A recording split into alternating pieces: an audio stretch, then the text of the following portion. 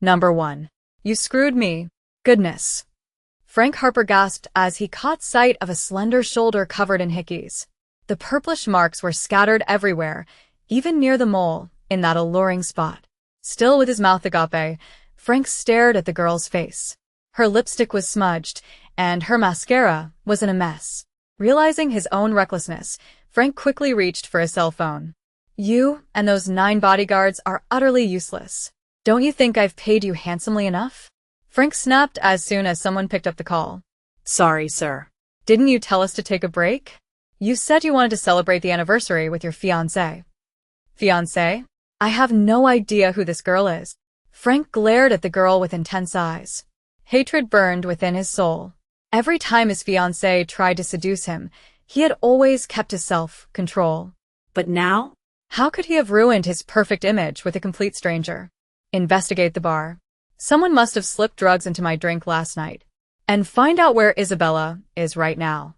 She's never canceled an appointment without a word before. What about the girl with you, sir? Should I look into her? Frank gritted his teeth.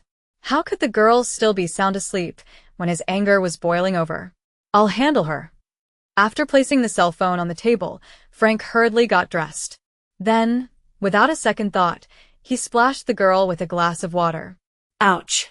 Kara instinctively covered her face and sat up. As soon as she saw a handsome man with disheveled hair, she was completely stunned. Who are you? I'm the one who should be asking that. Who are you? Frank raised an eyebrow. His expression was far from friendly. His gray eyes emitted a deadly cold aura. Wait a minute. This is my room. Why are you acting like it's yours? Kara retorted in a louder tone. She didn't realize that her clothes were no longer properly on her body. You don't know who I am? Frank muttered, with one brow furrowed against his forehead. A moment later, he snorted. This is my hotel, and this room, I specifically prepared it for my fiancé. So, stop making up stories. You're the one making things up. My team has rented 3 rooms at this Harper's hotel since yesterday afternoon. Look, my suitcase. Kara gasped when she noticed her clothes strewn near the man's feet. As the memory of last night's dream resurfaced, her eyes widened in horror. You. Kara grabbed the blanket, her face filled with terror. What did you do to me? With his hands stuffed in his pockets, Frank stepped forward. I'm the one who should be going crazy. How could I have touched a low-class girl as ugly and stupid as you? Leaning forward, he studied the look on his so-called victim. He thought she was overreacting. Those amber eyes were trembling way too much. Tisk, even a Samia dog has more class than you. The man looked at her as if she were the most revolting creature on the planet. Kara was left speechless. Stop your act. You should be over the moon that you slept with me. Millions of women would kill for that chance. You should be grateful, while I... Frank snorted and shrugged. Last night was the worst nightmare of my life. You clearly took advantage of me. And now you think I'm trash? Kara's tears started to flow. Her frustration had reached its peak. You are the trash. You're like a blemish on a flawless, expensive painting. You don't deserve to be in my world. So, forget what happened between us, and never come near me again. If I see you outside this room, don't blame me if you vanish from the face of the earth. You think I want to be touched by you? You're the real trash. You've stolen my fiancé's rights. You have to take responsibility. Kara scolded in a trembling voice. Although her energy was depleted, her anger wouldn't let her stay silent. Meanwhile, Frank narrowed his eyes. This girl still wants to play the victim? She even dares to put pressure on me. He snorted sarcastically. I'm not asking you to marry me, Kara quickly explained. You just need to explain your actions to my fiancé. Was my warning not clear enough? Frank asked in an annoyed tone. With his hands still in his trouser pockets, he brought his face just inches from Kara's. I don't want to deal with you anymore. The man's tone was serious. Kara almost shivered, but she held her head high. Unfortunately, before she could say a word, the man pushed her forehead with his forefinger. A moment later, he walked away while wiping his hand with a silk cloth embroidered with gold thread. Hey! Kara rushed after him. However, when she managed to grab the man's arm, he immediately pinned her against the wall. You think I'm joking? Frank tightened his grip on Kara's neck, not caring that she was gasping for air. I don't want to see your disgusting face, let alone be touched by your dirty hands. If you come to me again, your life is over. Frank left. Kara immediately collapsed and started coughing. She didn't have the strength to follow anymore. Holding the blanket tightly, she could only stare at the door and cry uncontrollably. Suddenly, a pair of slippers appeared again. Kara looked up. When she saw a man with bloodshot eyes, she gasped. Finnick. The man sighed in disbelief. So, this is how you act behind my back. Kara blinket. Her tongue felt tied. No. It's not what you think, Finn. Gritting his teeth, Finnick threw a phone at her. Watching the video on it, Kara's body shook violently. Why are you doing this, Kara? I really love you. You asked me to wait until we got married. I agreed. But you did it with Roland? A month before our wedding? Are you hurting me on purpose? Or are you getting full of yourself because everyone calls you Miss Perfect? Kara's throat tightened. Her heart broke seeing Finnick's tears. Please trust me, Finn. I didn't sleep with Mr. Roland. Enough, Kara. Every word from your mouth feels like 1,000 needles stabbing my heart. You've betrayed my trust, my dreams, my hopes. From this moment on, I don't want to see you anywhere near me, not even in our city. But you'll regret betraying me. No matter where you go, I'll make sure you suffer. There won't be a single place that'll accept a despicable girl like you. Finnick slammed the door and walked out. Wait, Finnick. Kara tried to catch up, but her knees were still weak. She fell to the floor again. All she could do was mourn her bad luck.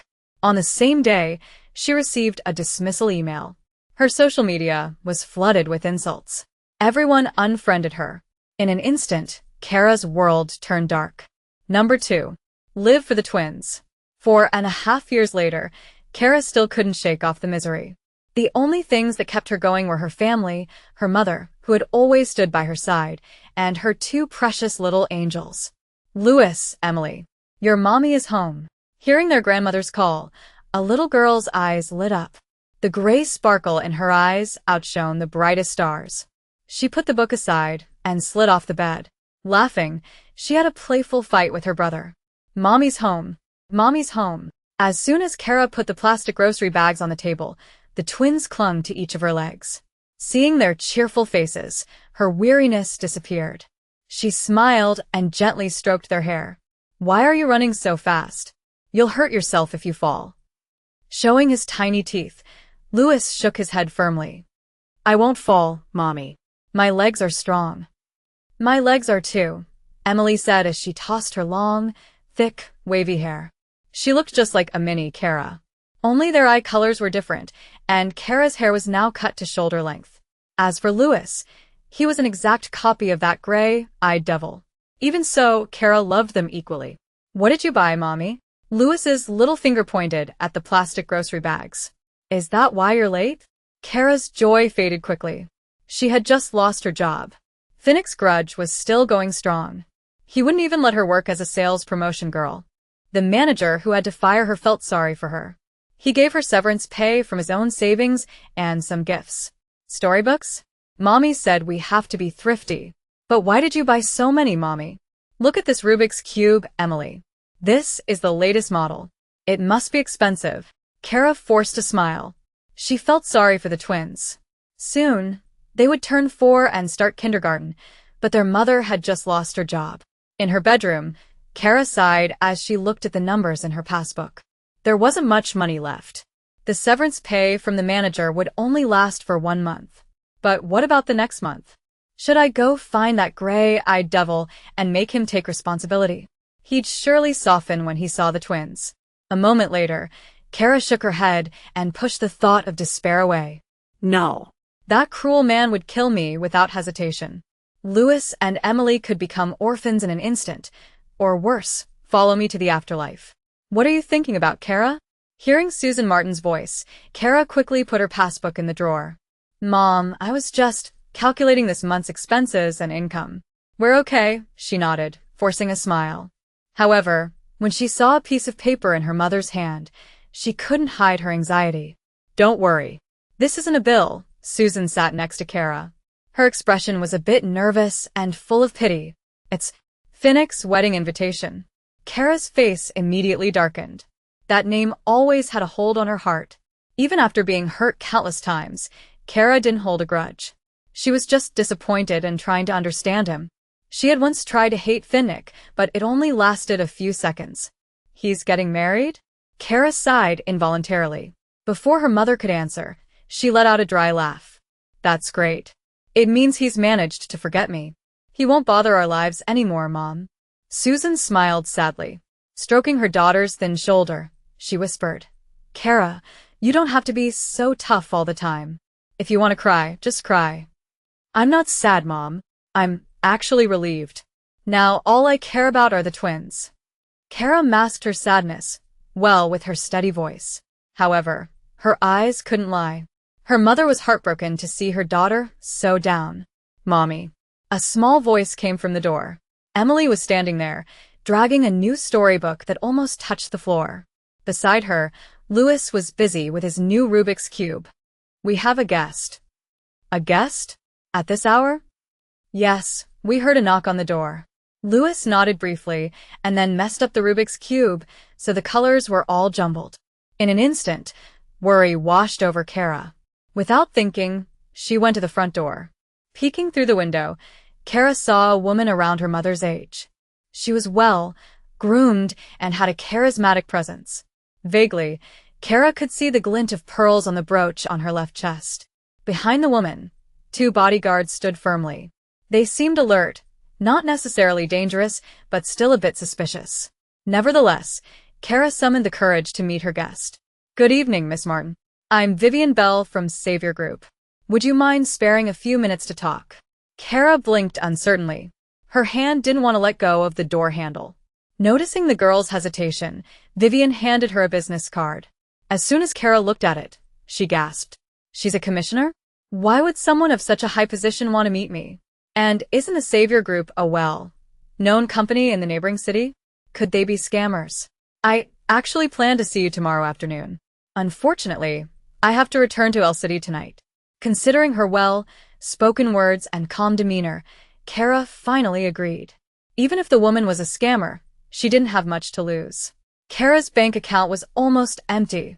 When she entered the living room, Vivian took a quick look around. She didn't seem bothered by the small size of the room or the simple furniture. There was no hint of mockery or insult. She just looked around, smiled at the children, and then started the conversation. Savior Group is looking for the perfect secretary. You might be wondering why I'm here, but our CEO is extremely picky. In the last 3 years alone, he's changed his secretary 50 times. 50 times? Kara was shocked. The CEO must be really unbearable. His secretaries can't last more than a month, said Louis without taking his eyes off the Rubik's Cube. Vivian smiled at the little genius. She seemed interested in Louis, but she didn't have time for small talk. Our CEO is a perfectionist. He hates mistakes and doesn't hesitate to fire employees. So, we need a top-notch professional secretary for him. Kara's eyes darted around. The conclusion in her mind was hard to believe. Are you offering me the job? You're right, Miss Martin. Over the past few weeks, we've done a lot of research. We stopped when we found your resume. But I've never been a secretary. Before, I worked in marketing. My bachelor's degree isn't a master's or doctoral degree. Is it possible that I'm the person you're looking for? Vivian's expression remained unchanged. Her small lips were still curved in a perfect arc. You managed to reach the position of manager in just 1 year and 10 months after your internship. Miller Corporation doesn't judge employees lightly, right? A moment later, Vivian placed a piece of paper on the table. This is the compensation we're offering in the first week if you accept. Kara leaned forward, followed by the twins. When she saw the numbers, she was stunned. That's enough for a month. Number 3. Gray-eyed devil. Suddenly, Vivian put down another paper. This is the compensation if you can last more than a month. Kara's eyes widened even more. That's enough for the twin school fees. And if you can survive for 3 months, this will cover the following months.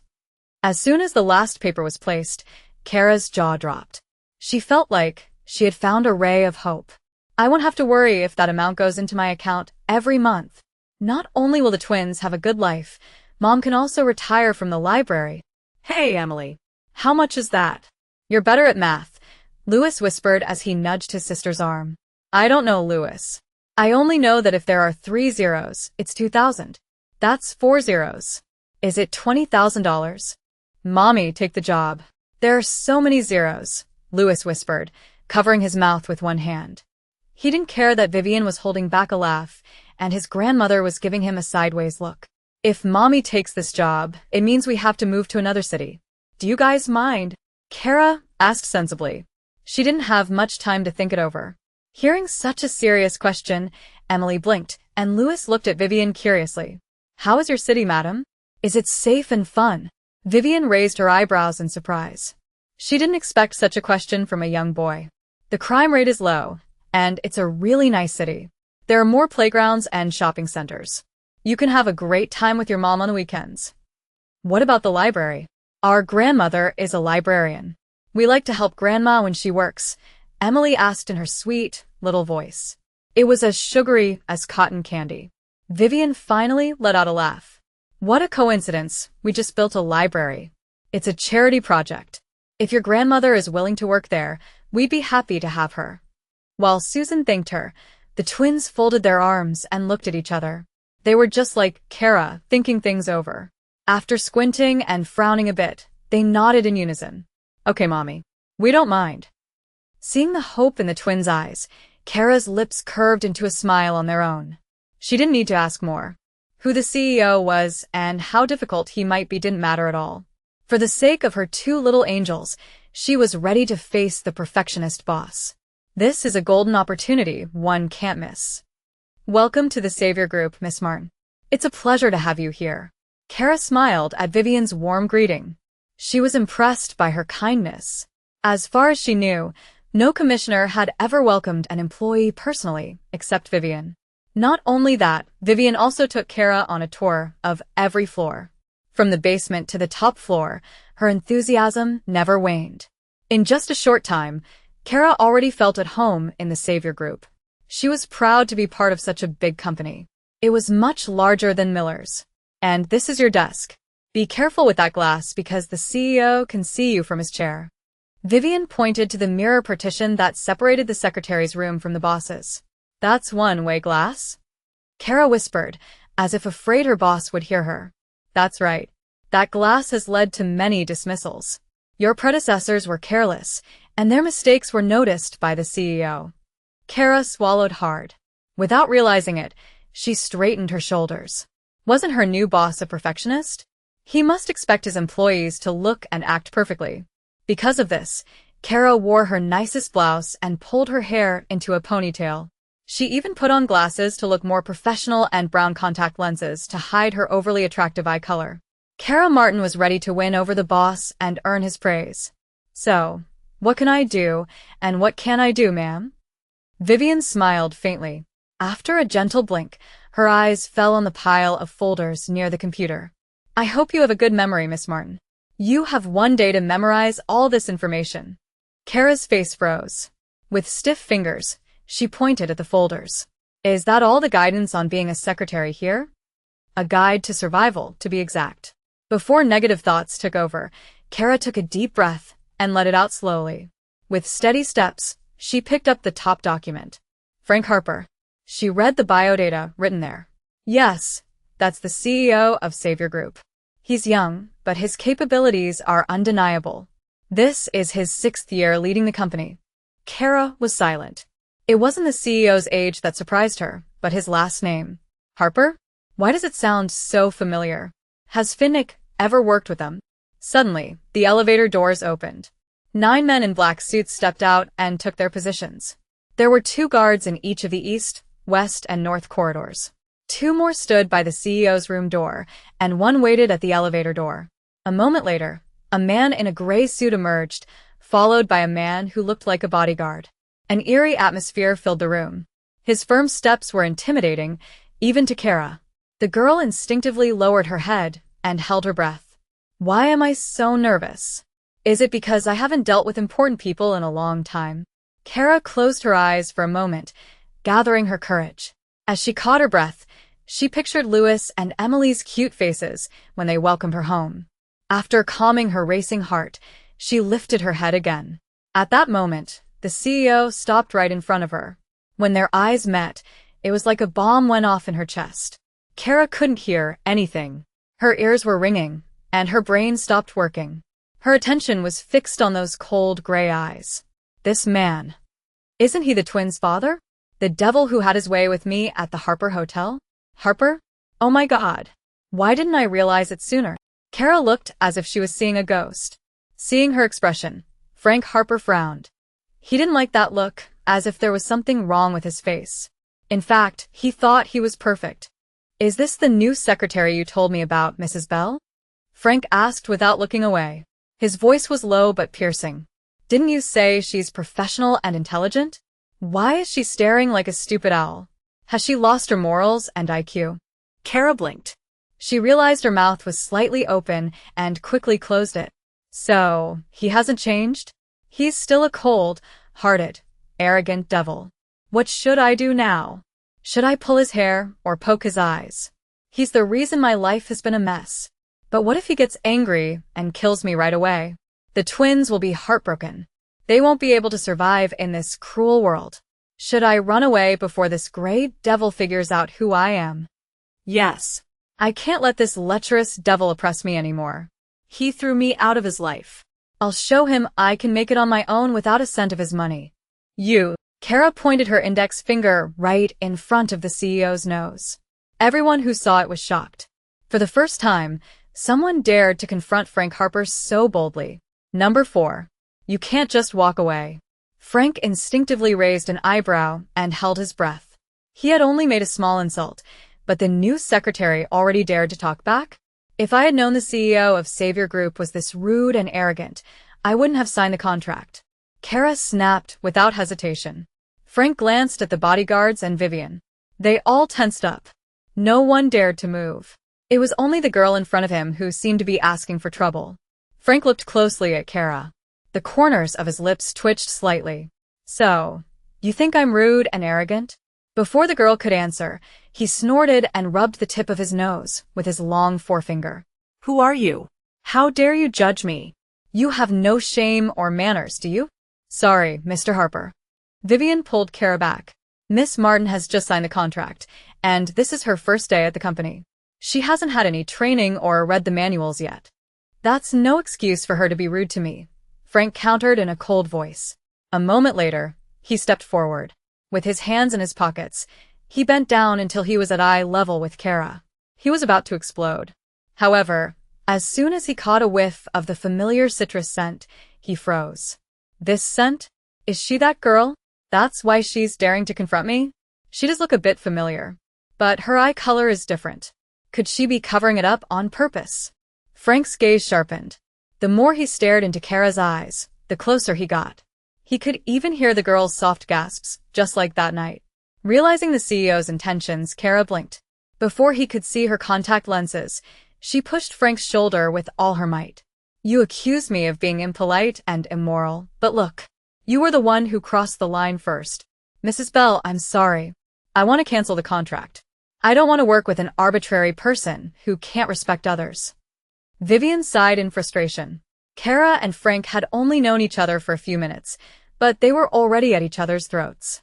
Meanwhile, Frank shook his head slightly. His eyes were fixed on Kara. Have we met before? Kara flinched. She didn't expect the pervert demon to get suspicious so quickly.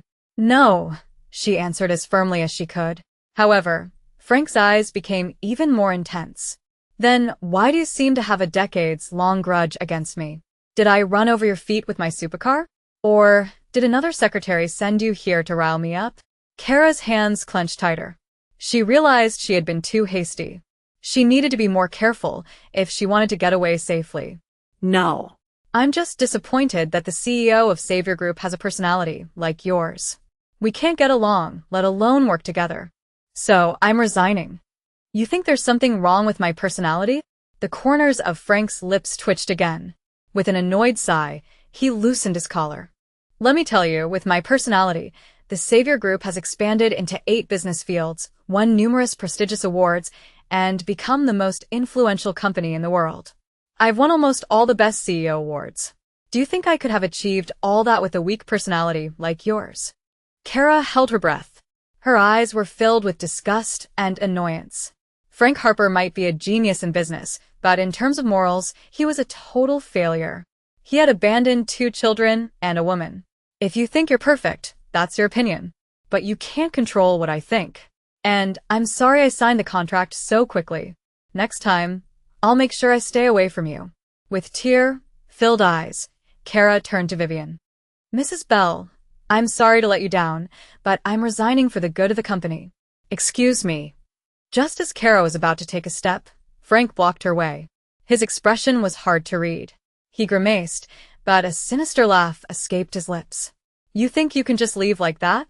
A moment later, Frank spoke to the man standing 2 steps behind him. Jeremy, has the new regulation been passed? Yes, sir. Vivian's eyes widened in surprise. What regulation? You're not the only one tired of learning new secretaries' names every month, Mrs. Bell. I am too. So, I've set a new rule. With his hands in his pockets, Frank started walking around Kara. First, no employee can resign before working here for 3 months. Kara's eyebrows shot up, but she did her best to keep her composure. She couldn't let him see how shaken she was. Secondly, if an employee really wants to leave, they can, but they have to pay a fine. How much is the fine? Kara asked loudly. She turned to the side as Frank stopped right next to her. Frank gave her a charming, crooked smile. After a slow blink, he leaned in, bringing his lips close to Kara's ear. 3 times the annual compensation offered. Karagaspit. Even though she tried to hide her shock, the number was astronomical. Where could she get that kind of money? Frank Harper. Vivian shouted unexpectedly. Stop giving your secretary a hard time. She's not my secretary anymore, Andy. She just quit. Now, she has to pay $720,000 to the Savior Group. Isn't that a great deal? Seeing Kara's face turn white, Frank smiled with satisfaction. So, when are you going to transfer the money? If you don't get along with Miss Martin, just let her go. Why are you holding her back? We can find another secretary. With his eyes closed, Frank raised one hand in the air. As soon as Vivian fell silent, he curled his fingers until only his forefinger was left out. We need to talk about this, Annie. I'm tired of giving chances to the people you recruit. They're useless. Jeremy is capable, Vivian quickly pointed out. Her elegance faltered a bit. Almost capable. There's still one task he hasn't finished. Even though I've given him more than 4 years. Luckily, he's the best person I know, so I'm keeping him. As Jeremy sighed in resignation, Kara looked down, confused. You know I can't pay the fine. Does that mean you're not letting me resign? She murmured. Yes, it does. Someone like you couldn't possibly have that much money. Still frowning, Kara whispered. You don't like me. Why are you stopping me from leaving? Frank snorted sarcastically. His eyes were glued to Kara. He was still curious about the real color of her eyes. Don't misunderstand. I just want to teach you a lesson that you shouldn't make hasty decisions. Kara wanted to argue, but she couldn't. She was at fault. She had signed the contract without checking who the CEO was. What could she do now? Number 5. Game starts. Looking at Kara's tense expression, the corners of Frank's lips lifted slightly. But if you want to use this as a chance to improve, that's fine. Savior Group aims to save people's futures. Maybe after 3 months here, your mindset will change. Trust me, your future will be bleak if you keep this attitude. Kara kılancet her var. Her blood was boiling with anger. You're the one who's ruined my life. Kara wanted to scream it out, but she had to survive. For now, patience was the best option. You can stand to see my face for 3 months. Frank smiled slightly and raised an eyebrow. His reaction made Vivian rub her temples. She knew the CEO was up to something. Okay, I'll be your secretary for the next 3 months, Kara said firmly. The girl knew her job wouldn't be easy. That pervert demon wouldn't let her have a peaceful time. But if there was one thing about Kara, it was that she always found a way out of difficulties. Just wait, Frank Harper. I'll be out of this company before 3 months. You won't like having me as your secretary. Just wait, Miss Shameless. The next 3 months will be a nightmare for you. You'll be begging for my forgiveness and admit that arrogance won't get you anywhere. Sir, why are you bringing up what happened 4 years ago? Didn't you tell me to stop investigating it? Hearing the question, The man who had just sat down in his chair went still.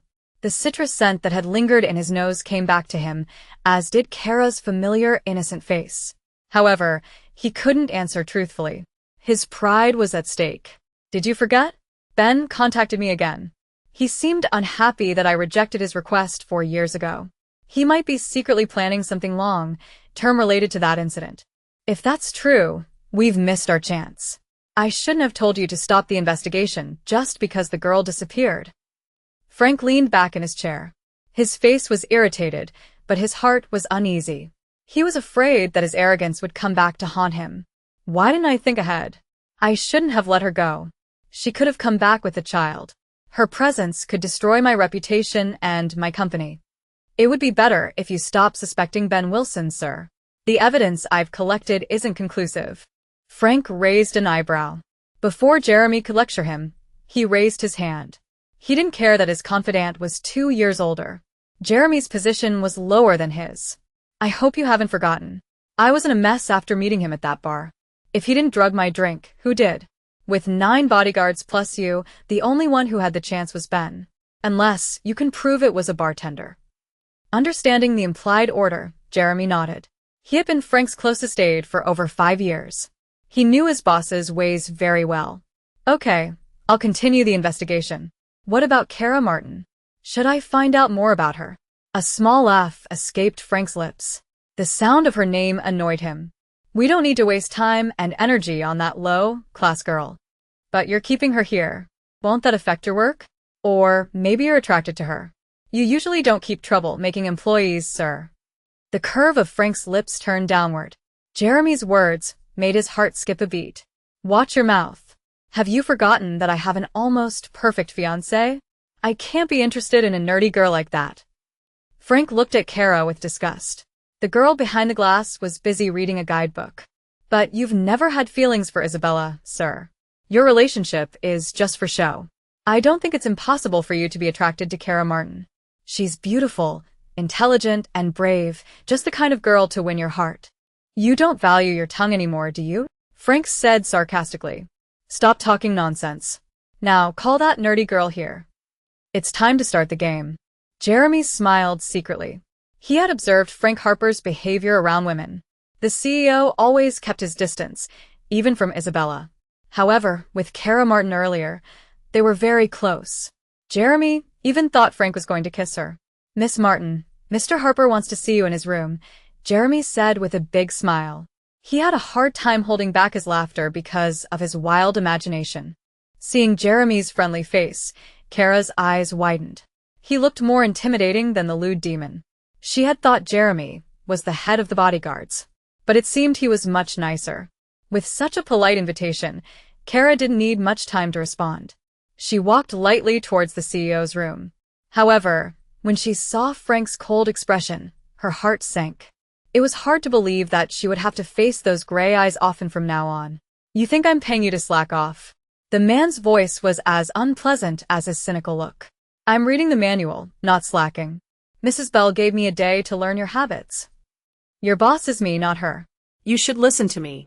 Now, get to work. Kara was speechless. Her round eyes sparkled like a doll's.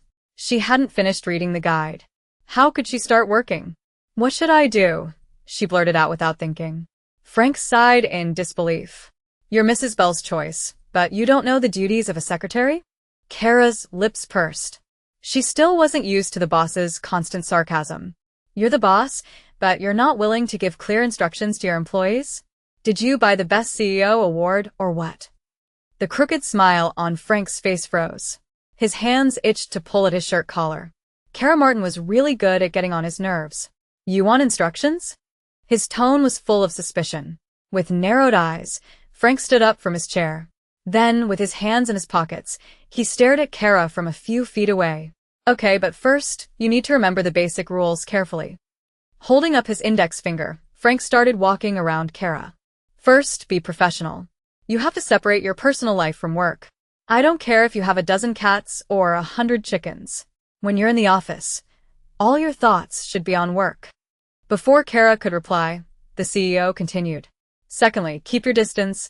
You can't get too close to me. 2 feet is the limit. Don't make my fiance jealous of a girl who's beneath her. That's an insult. Kara rolled her eyes. She was fed up with Frank's constant put-downs. Third, take care of your appearance. You're a representative of the savior group, so you need to look neat and smart. Don't let clients look down on you because of how you look. What's wrong with my appearance? Kara couldn't hold back her complaint. Frank suddenly stopped right in front of Kara. His gray eyes scanned the girl from head to toe. Number 6. Take it off, or I will. Shaking his head in disgust, Frank pointed at the secretary's black shoes. You're not an apprentice, so get rid of those old-fashioned shoes. And those pants, replace them with skirts. Maybe you'll look a little more presentable. Then that boring blouse, find something more stylish. And finally, your hair. What's wrong with my hair? Kara asked in a panicked tone. She could understand if the CEO had a problem with her clothes, but her hair? Did that lewd demon want to change everything about her? You look awful. Take off your hair tie. Kara flinchit. She was in a tight spot. If her hair was down, wouldn't Frank Harper recognize her more easily? I'm more comfortable like this, sir. If my hair was down, it would be a hassle. You're the one who's being difficult, not me. Take it off, or I'll do it myself. Kara swallowed hard. She wanted to come up with an excuse, but she couldn't. With her head down, she reluctantly let her hair fall loose. Put away your glasses, too. Gee, glasses?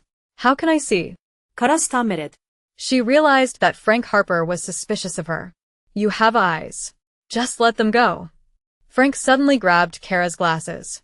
Kara instinctively covered her eyes with one hand. Please give them back, sir. I'll get dizzy without my glasses. Her other hand waved around aimlessly. This isn't a prescription for plus or minus. What are you complaining about? Kara peeked through her fingers. Frank was wearing the glasses. Panicking, she tried to get them back. However, the CEO quickly caught both of her hands. From such a close distance, it was impossible for Frank Harper not to remember. But Kara was trapped in his grasp. She couldn't escape. All she could do was close her eyes and scrunch up her face. Kara didn't know that her reaction was actually jogging Frank's memory. On that fateful night, she had made that same expression whenever the lewd demon got a little too rough. Kara Martin, are you sure we've never met before? Kara felt like her heart was going to explode. Her chest was tight and she couldn't breathe. With wide, open eyes, she stared at the gray orbs. Her pale face was reflected in them. If she didn't act fast, she was sure she would pass out. She wasn't ready to leave the twins at the mercy of their heartless biological father. Sir. Kara shouted suddenly. Even she was surprised by her own voice. Isn't your behavior out of line? You told me to keep my distance, but you're the one who's crossed the line. Frank was taken aback by the protest. Frowning, he looked at his hold on Kara's hands. Her hands were struggling. You were about to attack me. Isn't it normal for me to defend myself? You started this. If you hadn't taken my glasses, I wouldn't have tried to get them back. Are you secretly interested in me? Frank's eyes almost popped out. In his entire life, this was the first time a woman had accused him of having feelings for her. Are you crazy? Your fantasies are getting out of hand. Frank let go of Kara and wiped his fingers with a handkerchief. Then why won't you let me resign? You're acting like a child craving attention. Is your perfect fiancé boring you? That's why you're looking for something different? Like an ugly, stiff girl like me? Frank sighed in disbelief. Kara Martin was unlike any other woman he had ever met. She was incredibly annoying. You're ungrateful, aren't you? I gave you a chance to improve, but you're just making things worse. Forget it. Now, get me a cup of coffee. Seizing the chance she had been waiting for, Kara rushed out of the room. She had forgotten her glasses. She didn't even notice that the man who opened the door for her was trying not to laugh. All she wanted was to get away from Frank Harper. Why are you laughing? The CEO shouted as soon as Jeremy turned to face him. Please don't be too hard on that girl, sir. Her assumption isn't entirely wrong. You do seem to like her. Jeremy, the assistant raised both hands. He didn't dare say another word. After nodding, he left the room. Frank always needed some time to calm down. Meanwhile, in the pantry, Kara walked in, out of breath. Every now and then, she patted her cheek. She still couldn't believe she had managed to avoid the lewd demon's suspicion. This is like a suicide mission. I have to get out of this company as soon as possible. While thinking hard, Kara prepared hot water and a cup. However, as soon as she opened the cupboard, her attention was diverted. The row of jars in front of her were labeled with the names of the days. Black Ivory Coffee for Monday, Finca El Injerto for Tuesday, St. Helena for Wednesday, Hacienda La Esmeralda for Thursday, and Loac Coffee for Friday. The contents of that cupboard cost more than her monthly salary. Does it take a special technique to brew it? Kara siket voriyedli. She could imagine Frank's anger if she wasted the coffee grounds. But isn't that a good thing? If that perverted demon gets angry, he'll probably fire me. Kara's smile grew wider. After nodding firmly, she turned off the heating kettle. Without thinking, she put the coffee into a cup and then poured in water that hadn't boiled yet. She added salt and pepper to it. As soon as the coffee was ready, she was almost laughing herself silly. Is that what he asked for? Jeremy asked when she reached the door. Yes. Kara quickly pressed her lips together to hide her amusement. She was ready to face the perverted demon's anger. You brewed it according to the instructions on the back of the jar, right? Hearing his serious tone, Kara's smile faded. After blinking, she nodded stiffly. Yes. That's good. Mr. Harper's in a bad mood, and you've already caused 2 problems. I hope you don't make any more mistakes. Receiving such a serious warning, Kara's courage wavered a bit. What happens if I make a 3rd mistake? Will I be fired right away? Jeremy frowned. Mr. Harper's punishment isn't just dismissal. I hope you never have to find out. Now, go in quickly. Don't keep him waiting. Kara's heart skipped a beat when Jeremy pushed her back through the door. She wanted to back out, but those terrifying gray eyes were already focused on her. What'll happen if that perverted demon drinks this? Is this really a suicide mission? Kara's face turned white. Her hands were shaking. However, the man on the phone motioned for her to come closer with his index finger. Whether she liked it or not, Kara approached. So, the CB-23 prototype failed? Frank's voice made Kara's knees weak. She managed to control her nervousness at first. Unfortunately, when she was about to put down the cup, Frank suddenly hit the table. The coffee in her hand almost spilled. Have you forgotten? Anything that threatens our reputation must be eliminated. I don't care how much you spent on that prototype.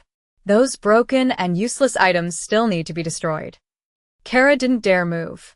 Louis and Emily's faces flashed in her mind.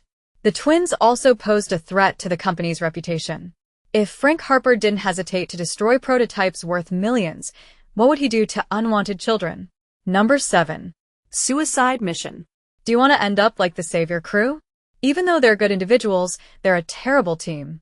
Employees who hold the company back deserve to be gotten rid of. Frank's words made Kara swallow hard. Cold sweat started to form on the back of her neck. Is this what he means by punishment other than dismissal? Being eliminated. Holding her breath, Kara stared at the coffee she had made. The CEO's anger would surely double if he drank it. Kara would not only lose her job, but also her life. She had to abort the mission right away. However, before Kara could move the cup, Frank snatched it. The man had apparently hung up the phone. His throat was dry, and he needed a drink. No. Kara grabbed the cup. Frank stood up and gasped at the secretary. Warm black liquid had stained his trousers, right in a very sensitive area. Kara Martin. Kara felt like her life was about to be snatched away. She wasn't ready to be eliminated yet. With a quick movement, she grabbed several sheets of tissue and dropped to her knees. I'm sorry, sir. I'm sorry. Panic had clouded Kara's judgment. The girl frantically tried to clean the stain. She had no idea what she was rubbing. At the same time, Jeremy and the guards rushed in. They thought something was threatening the CEO. Frank had never groaned so loudly before. However, when they saw what had happened, they were stunned. Kara flinched, and Frank was speechless. Sorry, sir. We thought it was an emergency. Jeremy broke the silence. Then, without warning, he and the guards left the room, leaving Frank and Kara still in a state of shock. You! Frank shouted when he regained his senses. Without mercy, he pulled Kara's hair until she was forced to look up. You think I'm an easy-to-seduce cheapskate? The tissue sheets in Kara's hand fell to the floor. Horrified, she grabbed Frank's hand and shook her head as hard as she could. No, sir. I didn't mean to. I was just afraid you'd be angry because I spilled coffee on your pants, Kara explained in a trembling voice. Whether it was from embarrassment, a bit of pain, or fear, her face turned as red as a tomato. Of course I'm angry. I can't believe Mrs. Bell hired an incompetent secretary like you, Frank shouted right in front of Kara's face. The poor girl closed her eyes to avoid his terrifying gaze. Sorry, sir, but I've done my best. If my performance still disappoints you, I'm ready to be fired. Suddenly, Kara felt a hot breath on her cheek. When she peeked, those gray eyes seemed ready to pounce on her. You think it's that simple to take responsibility for your mistakes? Kara's heart almost stopped. This was what Jeremy had warned her about, punishment other than dismissal. Imagining herself being put in a sack and thrown into the sea, her face became even paler. If not being fired, then what? She asked so softly that it was almost inaudible. She still hoped for an answer other than being thrown into the sea or becoming shark food. From now on, every time you make a mistake, your salary will be cut by 10%. Kara let out a sigh of relief. She still had a chance to live and see her children. Thank you, sir. Thank you. I promise I won't make that mistake again. Seeing Kara's relieved expression, Frank's anger turned to shock. On the first day alone, his new secretary had already made him angry 3 times. With such a big pay cut, Kara would earn nothing in 4 days. What was making her smile? Not only that, Frank added, every day, you have to sort the incoming emails manually. The administration team will print them for you. If your work isn't on my desk the next morning, your minimum work period will be extended by 10 days. The corners of Kara's lips drooped again. For a company as big as the Savior Group, there would be hundreds of emails coming in, and dozens of them might need to be forwarded to the CEO. How could she finish on time? Frank must be trying to overwork her on purpose. And starting tomorrow morning, Kara's eyebrows rose again. Prepare breakfast for me. If the menu you bring doesn't suit me, I'll really make you pay. Understand? Kara moddet stifli. In her heart, she wondered what Frank meant by that. The more terrible scenarios she imagined, the more she regretted her decision. Before negative thoughts could crush her spirit, she took a deep breath.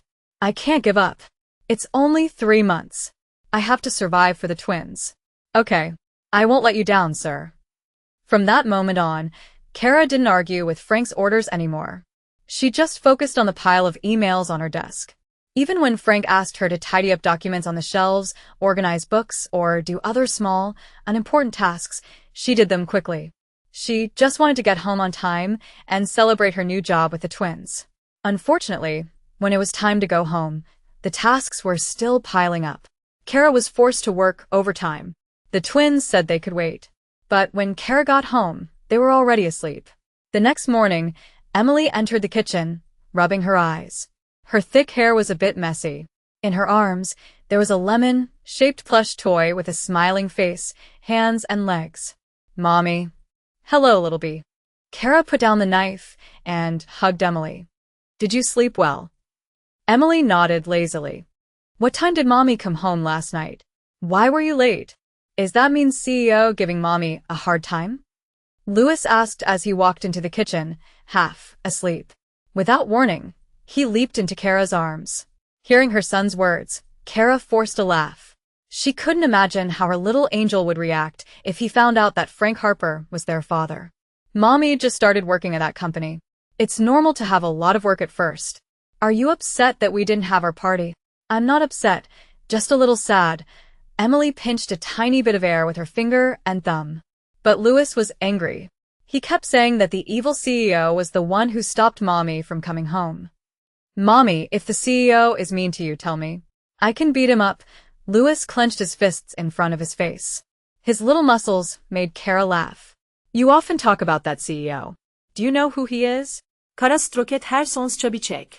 I know. Louis nodded unexpectedly. He's the person who runs the company. He's rich and powerful. I learned that from the book Emily read in the library yesterday. Hearing such a serious answer from Louis, Kara's eyebrows shot up. His eyes were shining with pride and a hint of pity. The twins' father was a wealthy CEO respected by many, but his children had to live a simple life. They were even at risk of not being able to go to school. Number 8. Same eyes. Do you like the library? Kara asked, forcing a smile. She hoped the twins wouldn't notice her sadness. Yes. Emily stretched her neck. There are more books there. The reading room is bigger, and there's even a seminar room. There are more people there. Grandma told Louis not to bother them a few times, but he didn't listen. Hearing this, Louis's eyes widened. I wasn't bothering them. I just wanted to make friends. Louis, you know the library is a place for reading, right? Kara asked gently. However, her son shrank at the sound of her voice. Okay. I won't bother the visitors anymore. I'll just sit quietly and watch them. That will be scary, Emily said, hugging her plush toy tighter. If a stranger did that to me, I'd close my book and go somewhere else. Seeing Louis's downcast face, Kara pinched his cheek. Emily is right. You shouldn't make the library visitors uncomfortable. Grandma could lose her job. Instead of focusing on people, why don't you look at the books in the science and technology section? There are lots of interesting things there. Including cool cars and flying drones? Louis's eyes lit up again. When he got a positive answer from his mother, he put his hands on his sister's shoulders. Emily, we have to go to that section later. That's boy stuff. I'm not interested. I'm going to the fairy tales and children's story section today. Then who will read the book to me? Louis said disappointedly. You can read it yourself. Emily shrugged and kissed Kara's cheek. Mommy, I want to take a shower first. Before Kara could reply, Louis was already tugging on Emily's arm. Come on, Emily. Reading is boring. Don't be lazy. You won't learn to read properly if you always rely on me. I'm not lazy, but the books are more fun when you read them. And you'll learn something too. Watching her children argue, Kara's heart felt warm. Emily wasn't even in kindergarten yet, but she was very mature. Meanwhile, Louis, he was still so childish, but he talked like a little businessman. You must become successful, my little angels. Prove that you can grow up well, even without a father. As soon as the perverted demon's face flashed in her mind, Kara's mood dropped. Without wasting any more time, she prepared breakfast, ate with Susan and the twins, then went to work. However, until 10 o'clock in the morning, Frank Harper still hadn't arrived. Curious, Kara called Jeremy. It turned out that the CEO was scheduled to attend several charity projects. He wouldn't be in the office until tomorrow morning. He's playing games with me? Closing her eyes, Kara tried to calm her anger. Calm down, Kara. Look on the bright side. You can go home on time and take the twins to Prince and Princess Resto. Today will be a great day. Kara smiled at the thought of a peaceful day. Unaware to her, one of the places her boss would visit was the Savior Library, the very place where her children were. From behind a wall, Emily peeked out, hugging a book of fairy tales. Her round eyes were cute, even though she was a bit worried. Louis won't find me in the seminar room, right? Emily muttered as she looked around. She was bored of reading books about cars. After making sure the coast was clear, the little girl turned around. Unfortunately, she bumped into someone's leg. Ouch. Emily bounced and landed on her bottom. The book she was holding flew somewhere. In pain and surprise, her tiny lips pouted. Tears started to well up under her furrowed brows. You guys are getting tired of working with me, aren't you? How could a little kid like this escape supervision? Hearing the scolding, Emily hugged herself. Her head hung lower. When her fear became too much to bear, she burst into tears. Hey, I'm not scolding you. The man bent down on his knees. Gently, he wiped the tears from Emily's chubby cheeks. At first glance, he seemed concerned, but in reality, he was only worried that someone might think he was being cruel to a child. His perfect image could be damaged. I'm sorry. I didn't mean to bump into you. Emily sobbed in a trembling voice. I know. Please stop crying. The man ruffled Emily's head. However, instead of calming down, the little girl's cries got louder. Emily hated it when someone messed with her hair. Mr. Harper, this little girl is a child, not a puppy. You should give her a hug and a gentle pat on the back to calm her down. Hug. Frank Harper was shocked. His eyes fell on the snot hanging from Emily's nose. What are you waiting for? Give her a hug. But you were the one who bumped into her, sir. It's your responsibility. Frank swallowed hard. He didn't want his limited edition blue suit to get stained with toddler snot. Are there any tissues? He also didn't want his silk handkerchief to get dirty. Jeremy quickly handed him a sheet of tissue. However, instead of taking it, Frank glared. You want me to clean it? He whispered sarcastically. Before Jeremy could answer, Emily had already grabbed the tissue and wiped her nose. She had trouble breathing if she didn't blow her nose right away. However, after crumpling the tissue, she kept crying. Reluctantly, Frank pulled her tiny body into his arms. Hey, don't cry. I'm not angry. Frank patted Emily's back awkwardly. He felt strange. This was the first time he had been so close to a toddler. Is there any pain? Emily shook her head. After wiping her eyes with her little hands, she stepped away from Frank. Her tears had stopped, but her face was still as red as a tomato. Does your leg hurt? Frank didn't move. He was struck not only by the kind question but also by the eyes that sparkled like silver. In his whole life, he had never seen more beautiful eyes than his own. No, Frank said flatly. His eyes were still fixed on Emily's cute face. The more he looked, the more familiar she seemed. Where are your parents, sweet girl? Are you lost? Emily hugged herself again. Her head bowed worriedly. Mommy is busy working. Since there's no one to take care of us at home, we came with Grandma to work here. We. Me and my brother. The little voice was both scared and adorable. Frank's heart softened at the sound of it. Your grandmother is a librarian here? Frank's voice was gentle, but Emily was still shy. Please don't fire Grandma. I promise I won't cause any more trouble. I'll be more careful not to bump into anyone again. When Emily nodded, her long eyelashes glistened. Frank was captivated by her charm. I'm sure you're a good kid. So, I won't fire your grandmother. Smiling, he picked up the book near his feet. This is the story of Beauty and the Beast. Can you read it yet? Yes, since I was 2.5 years old.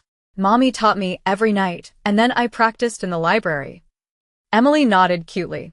Frank was about to stroke her hair. However, before his fingers could touch her, the toddler covered her head with both hands. Please don't mess up my hair again, sir. I don't like my hair to be messy, she said with a pout. Frank was stunned again. As he thought about the little girl's resemblance to himself, he observed. Emily's clothes weren't expensive, but they were very neat. The girl even had a handkerchief sticking out of her trouser pocket. What's your name, smart girl? The round-eyed girl hesitated. However, after a quick sigh, she answered. Emily. Emily Martin. Frank's heart skipped a beat. His eyes widened as he looked at the face in front of him. He just realized that the girl looked like his new secretary, and they had the same last name. Could his suspicions be true? Kara was the girl from 4 years ago, and Emily was her daughter? Number 9. Emily Martin. How old are you? Frank blurted out. Emily frowned. Instead of answering, she just shook her head. Sorry, sir. Mommy said we shouldn't tell strangers our personal information. But you already told me your name. That's because it's my responsibility. What if your knee hurts and you want to sue me? You can come back here and find me. Frank was impressed. That was a very mature answer for Emily. That stupid secretary couldn't have given birth to such a smart baby. It must be just a coincidence that they have the same last name. While Frank was lost in thought, Emily nodded politely. Now, excuse me, sir. I have to find my brother. I'm afraid he'll bump into someone if he keeps looking for me. With his eyes shining, Frank watched Emily's tiny back as she walked away. Her thick hair swayed gracefully with each step. For the first time, Frank Harper was interested in a child. Isn't that little girl adorable? Jeremy whispered, looking in the same direction. She managed to capture the attention of the coldest CEO in the world. Do you want to find her mother, sir? I think she's a single mother. Emily didn't mention her father at all. Hearing the joke, Frank frowned again. Taking out his sunglasses from his pocket, he stood up. Are you mocking me? Even though her child is cute, she's not in my league. Look at her. She can only afford cheap clothes for her child. The child's grandmother still has to work. Their life must be tough. And if she's a single parent, she's either a widow or a loose woman. Why would I marry someone like that when my fiance is almost perfect? After putting on his glasses, Frank straightened his suit. His schedule was tight. He couldn't waste any more time. Emily shouldn't have taken up 5 precious minutes of Frank Harper's time. Now, any news from Ben? Frank asked as he started walking. Yes, sir. He's invited you to the Prince and Princess Resto tonight.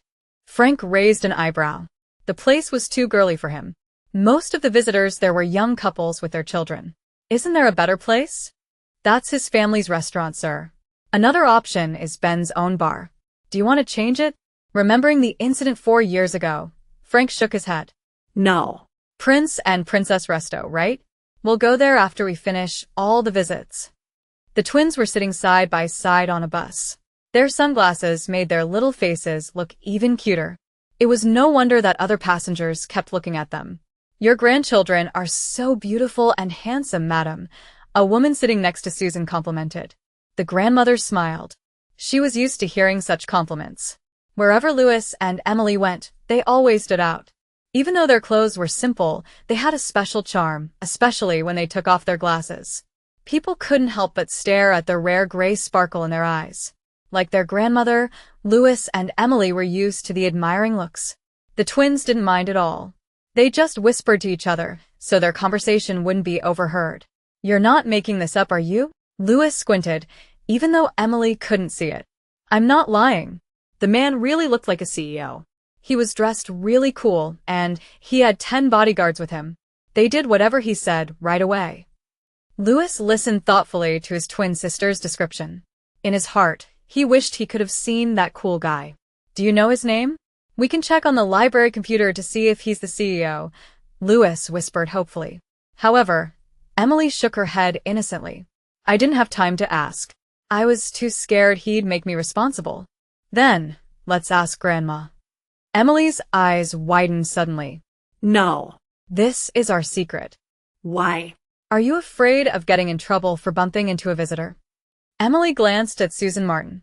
Her grandmother was busy chatting with other passengers. The man has gray eyes, just like us. Maybe he's our daddy. Emily. We agreed not to talk about Daddy. If Mommy finds out, she'll be sad. Louis scolded, shaking his sister's hand. Emily's shoulders slumped. Her head hung down. She remembered how calm and warm she felt when that strange man hugged her, despite the tension. She had forgotten that their father was a bad person who had abandoned them. The man in the library wouldn't forgive her if he was their father. Every time Louis and Emily asked, Kara always said that their father was in heaven. At first, the twins believed her. But as time passed, they realized it wasn't true. Kara had never shown them their father's grave or a photo. Their father had disappeared without a trace, so they knew Kara didn't have the heart to tell them the truth. Louis, Emily were here. Come on. Emily jumped, pulling her glasses down her nose. She looked out the window. It wasn't a stop near their house. Where are we going, Grandma? Suddenly, Kara appeared and waved. She was wearing a bright yellow dress, like the sun. A pink dress and a small blue suit were hanging from her hands. Realizing they were going to a party, Emily's sadness disappeared. After changing clothes in a public toilet and making sure their grandmother got a taxi, the three of them headed to their dream restaurant. Grandma must be sad. She was supposed to come to the party, but she had a stomachache. Louis looked back. Don't ruin the party, Louis. We can bring a meal back for Grandma later, Emily said before shaking the hand that was holding her tightly. Right, Mommy? Similing sweetly, Kara nodded. Yeah. We can order the most delicious food for Grandma. Okay. Then, let's have a great time. Louis let go of his mother's hand and ran. Seeing her son's excitement, Kara quickly picked up Emily and chased after him. As a result, when they reached the restaurant, they were out of breath. They had to catch their breath before entering the gold, painted door that looked like a portal to a fairy tale. Seeing the interior that resembled a palace, Emily was in awe. Each large, tall glass window was decorated with red curtains. The gold-carved pillars were just as amazing. What Emily liked the most was the hanging lamp in the middle of the room. Its shape was like strands of sparkling rainwater reflecting the light. Look at those candles, Emily. Louis pointed to the table they were going to sit at. Don't they look like the one in your favorite story? Yeah, that's Lumiere. Then Mommy is Belle and Louis is the Beast. Emily covered her laughter with one hand. No way. You can't compare me to the Beast. I'm too handsome. Emily folded her arms and shook her head firmly. Look at your clothes, Louis. They're blue, just like the Beast's. Louis looked at Kara with a pout. Mommy, why did you pick blue for me? Emily is making fun of me. After putting Louis in a chair, Kara stroked his round cheek. Why are you mad? Didn't the beast turn into a handsome and kind prince in the end? Remembering the end of the story, the frown on Louis's forehead disappeared. He was proud of his suit. That's right. I'm a changed beast, Emily. I'm a brave prince. After taking care of her son, Kara turned to Emily. Her little daughter was struggling with her hair. It had gotten caught in her crown. Mommy, we have to fix my hair. Let's go to the toilet. Emily pleaded with a worried look. Emily was very particular about her appearance. Kara quickly picked her up. Louis, can you wait here? If the waiter comes with the food, greet him politely. Don't worry, Mom. I'm not going anywhere. Louis folded his arms on the table. His little legs swayed to the rhythm of the music. However, just a few seconds after Kara disappeared from sight, a group of men in black suits entered the restaurant. After they lined up beside the red carpet, a man in a blue suit appeared. He walked forward confidently, putting his sunglasses in his pocket. Louis was amazed by the charismatic man. His eyes sparkled, and he stretched his neck. Wow, he's so cool. He's more like the beast than me. Suddenly, Louis remembered Emily's story about the CEO who had visited the library earlier. Suspecting that it was the same man, he slid off the chair. Without thinking, he followed the man to the VVIP room.